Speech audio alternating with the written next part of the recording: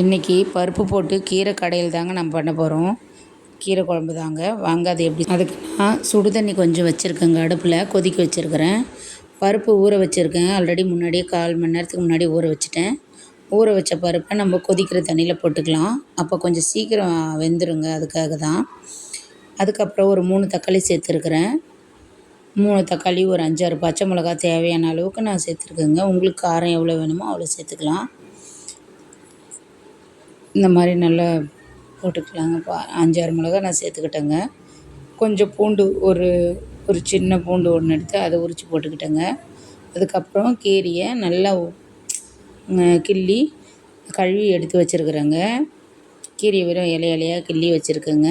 தண்டு வேறு விதமான பொரியல் செய்யறதுக்காக வச்சுருக்கேன்.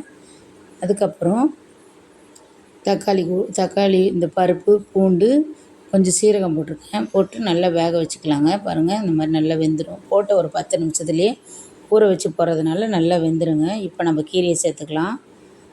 பாருங்கள், இந்த மாதிரி கீரையை போட்டுட்டோம். நான் ஒரு கட்டு கீரை தாங்க வாங்கினேன். ஒரு கட்டு கீரை இந்த ஊரில் 20 ரூபா. உங்கள் ஊரில் எவ்வளோன்னு சொல்லி கமெண்ட் பண்ணுங்கள். பாருங்கள், நல்லா இந்த மாதிரி நல்லா வெந்து வந்துடும். கீரை ஒரு 10 நிமிஷம் விட்டாலே போதும். மூடி போடாமல் தான் வேக வச்சுருக்கேன். மூடி போடாமல் நீங்களும் வேக வைங்க. கீரையை பொதுவாக மூடி போடாமல் தான் வேக வைப்பாங்க. பாருங்கள், கொஞ்ச நேரத்துலேயே வெந்துருச்சு. நல்லா பருப்பு மலர்ந்து வந்துடுச்சு பாருங்கள். இந்த மாதிரி நல்லா வெந்து வந்துடுச்சு. நான் கீரையும் பருப்போடு சேர்த்து தான் வேக வைப்பேன். சில பேர் தனியாக வேக வைப்பாங்க. இப்போ ஒரு புளி, கொஞ்சம் நெல்லிக்காய் சைஸ் புளி தேவையான அளவு கொஞ்சமாக போட்டிருக்கேங்க.